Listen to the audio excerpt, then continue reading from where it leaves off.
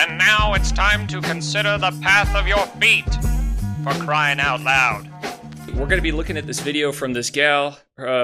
She is a rabid anti-member of the church. She posts a lot of very negative content about the church. A lot of it is blasphemous. A lot of it is really bad. Don't look this gal up. There's a little grain of salt to take this with.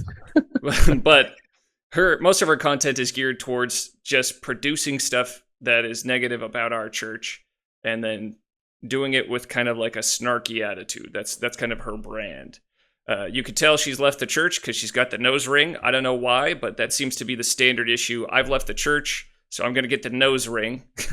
Everyone kept talking about the second piercing, and I didn't know that it meant in the right nostril, but I guess that's what they were going for. But I did want to get into this video because it talks about how she perceives morality as taught in our church and what we actually focus on. What I experienced when I viewed for the first time is what I experienced when I drank my first cup of coffee, which is that's all. That's the boogeyman. How often do you hear from the church pulpit them talking about real, actual things in the world that are truly horrible and harmful? The idea that coffee is and a second piercing, that's morality. That's how I get closer to God, is by not showing my shoulders. That's crazy that me showing my shoulders is what we're talking about before we're talking about the ills of homelessness or why we need more soup kitchens in the world or how we can go out into our communities and support people who are refugees. You don't hear those things talked about in the pulpit. You hear the double piercing, the shoulders, the no coffee, these tiny little rules that in reality cause no real damage. Education is what empowers you to make a courageous choice, a hopeful choice, an ethical choice. If you're making a choice out of fear, that's not going to lead to a healthy spot. What I experienced when I viewed... Okay. Well, we'll stop it there, and let's get your thoughts on this. Let's start off with a question, all right? So, what she has just ranted about, how does that jive with your experience in the church? You've been in the church for over 30 years. What do you think? Yeah, I feel like she's just not listening at church, or she didn't, of course, people mention the things that she talks about, which is modesty and the word of wisdom. But we just don't talk about it as much as she would have us believe, I think that's a really, it's in bad faith to paint the church as very micromanaging when it comes to your personal behavior, your personal choices. There are people who show up to church having just smoked a cigarette outside and having, sometimes, especially on my mission, people would bring coffee to church. Like, yeah, okay, we're working through it. We're getting there. Yeah. The fact that she positions the church as being super micromanaging, but also totally ignoring the ills of the world is laughable. It's just not true. She's painted a caricature of the church, right? And so she's painted. She frames it as if we are a church full of members that are just hall monitors, middle school hall monitors that just have our clipboards out, and we're just waiting for someone to step out of line so that we can call them out, send them to the principal's office, and get their butt in detention, all right? Where it's like she's painting it like every single conference address, every single sacrament talk, every single lesson is about coffee and modesty, that we're just like a bunch of these weird like coffee Nazis and modesty Nazis where we're going around. Every time we see a bare shoulder, we're wrapping a shawl around it. Every time we see a cup of coffee, we're slapping it out of your hands. I don't know. To me, it's starting to smell a little bit like essential oils because I'm not buying it. That's not what I've seen nor experienced nor been a part of for my entire life. Well, so how the ward works and how the leadership in the ward works is that it's actually a spiritual feedback mechanism. Like the talks that are given are usually focused around the needs of the ward. So, it could just be that she was in a ward that was heavily immodest and, drinking coffee a lot and just had a really big struggle. Well, and they're with actually the word stepping away from that. They actually are telling bishoprics to mainly focus on Jesus Christ with every single sacrament message. Just focus it on Jesus Christ. And that should be the message. We're in the age of home-centered church, so in the age of home-centered church, what's the takeaway that a parent could get out of a video like that? Well, I think the biggest it's laughable because she, like that caricature that she's painting, she says that we focus too much on the little things and we're not thinking about the big things. She's telling that to the church that has one of the largest volunteer populations currently serving people in the world. Yeah. Thousands, tens of thousands of missionaries teaching, but also serving. A bulk of my mission, since we went to a place in Canada where the only thing colder than the temperature was the hearts of the people there. A bulk of my mission was actually spent just serving people, so we could kind of open up their hearts to the potential that the members of the church are not hateful people, they're not narrow-minded, that they can actually open up and have an opportunity to have better experiences with the church in the future. We spent a long time. There was a week in my mission where we spent just helping a whole town recover from a massive flooding event. We went out, and day after day we just went out and helped clean up garbage, helped restore houses, clear out trash, and clean water out of the streets. So the fact that we're a church that that only focuses inward and not outward is kind of laughable, because that's what the church is known for, is being in everybody's business, trying to help them. And for those who may not know, I'd like to point out a couple examples. All right, so let's take a trip down memory lane. I'm going to pull just one article out of many of how the church has been serving in this past year. So here is this is one.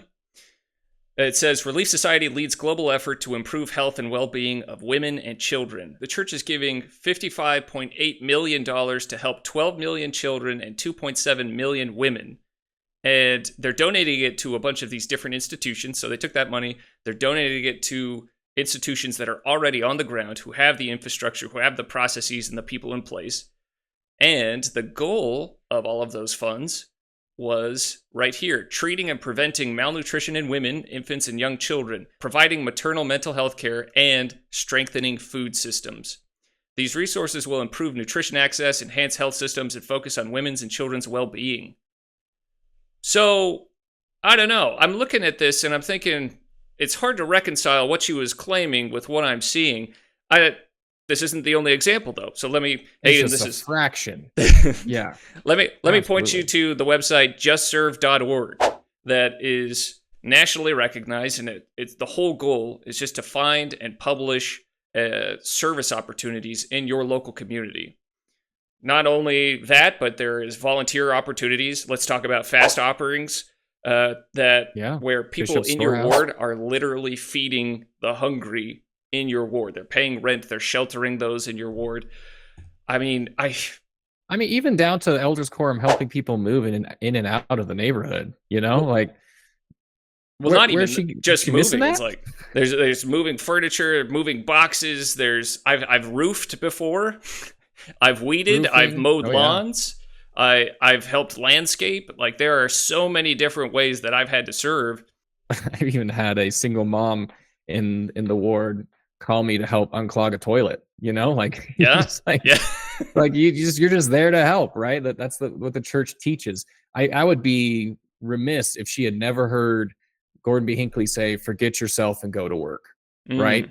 That phrase and that idea of serving others before you instead of focusing on yourself is foundational to our ideology, to our theology.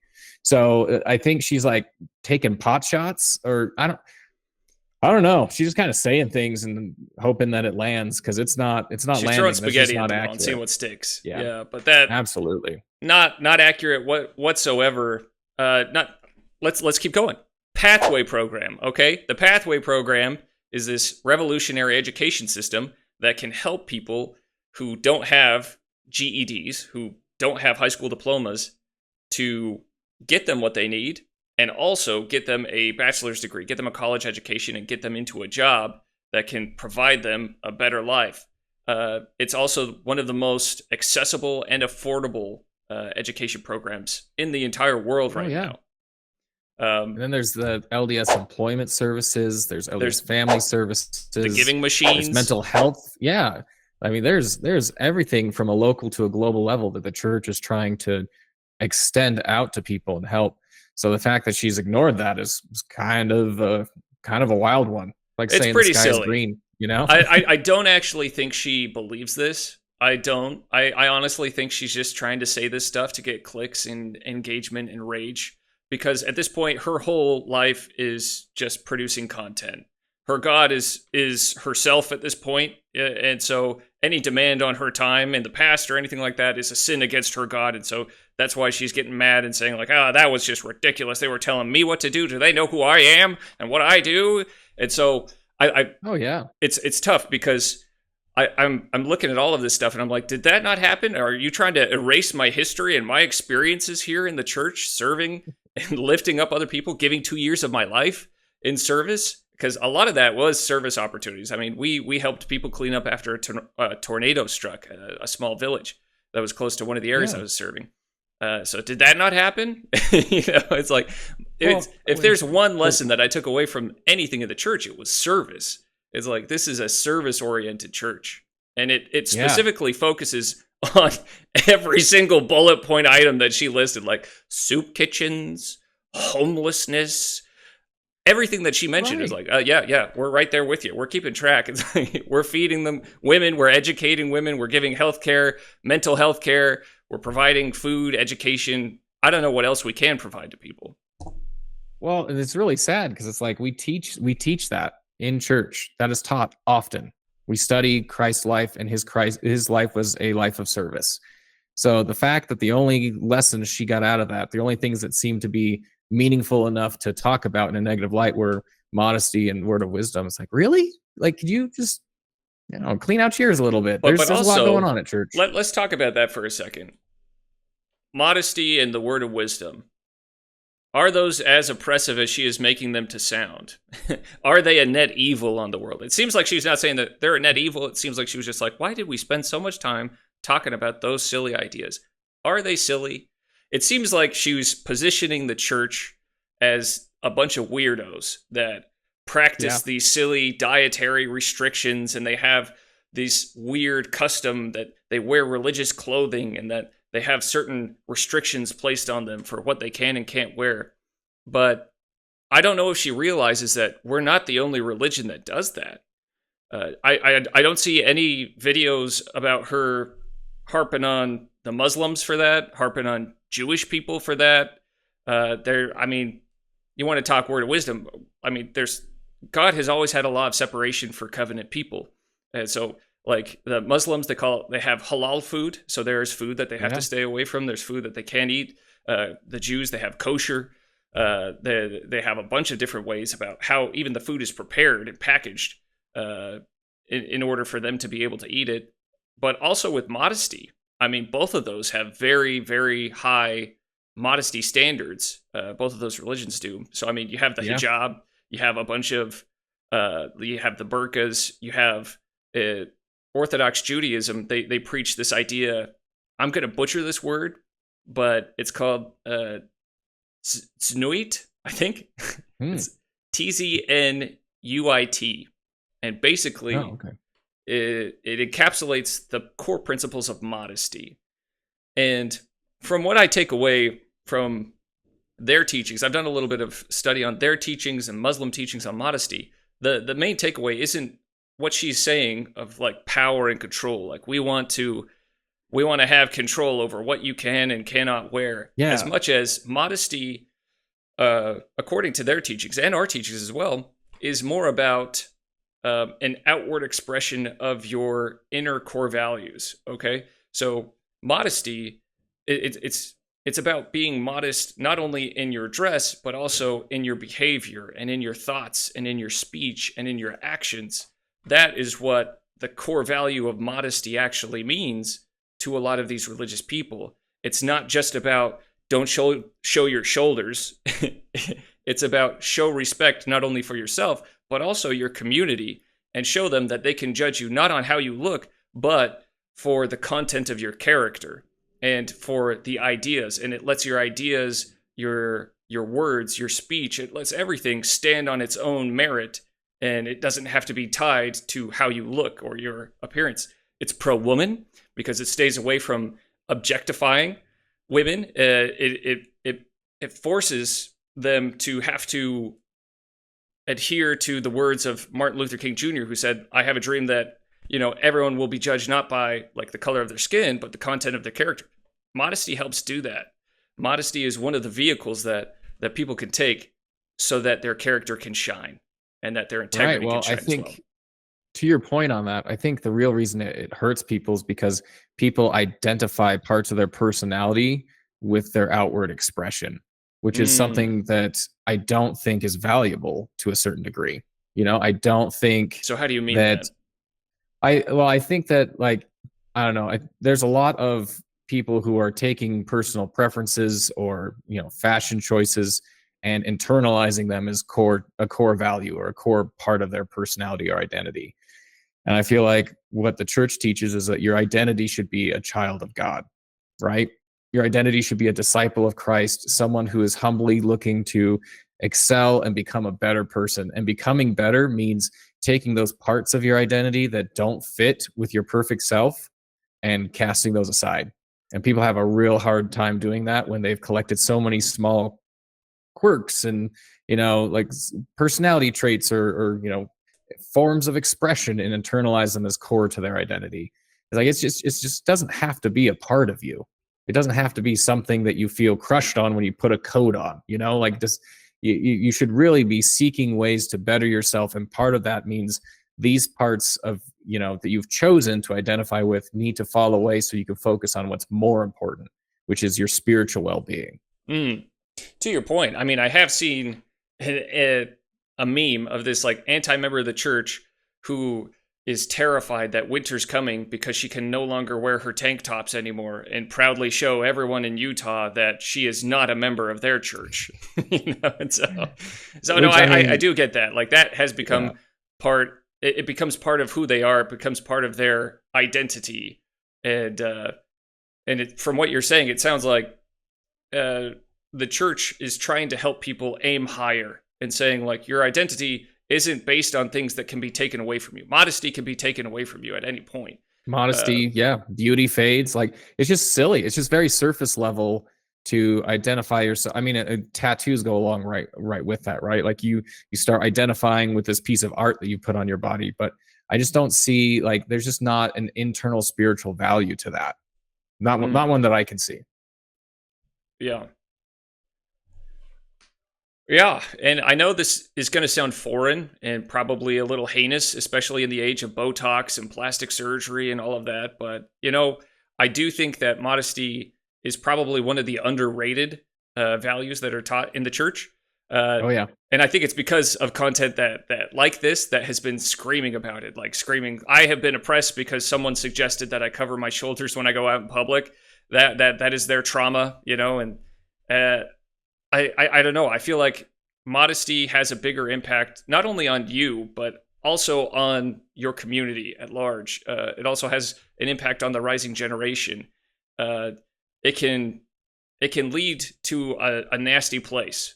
And it can lead to a place where people don't focus on your ideas or your thoughts or your words and the content of your character as much as they focus on your outward appearance. Like there's, the other thing, another form. The other thing that's not talked about is like the amount of illness, like the ills of social media in promoting body types that not everyone can attain to, but people will try their darndest to try and fit that body type. And that can lead to a lot of like eating disorders, mental disorders, self-worth disorders. So, I mean, there's just a lot of negative that can come when you start focusing purely on the body and not on the person. And modesty helps you focus on the person and disconnect that from their body, You don't need to look anything. You need to be perfect, right? That's what Christ wants you to become, is perfect. So for that reason, we're going to call her to consider the pathway of her feet.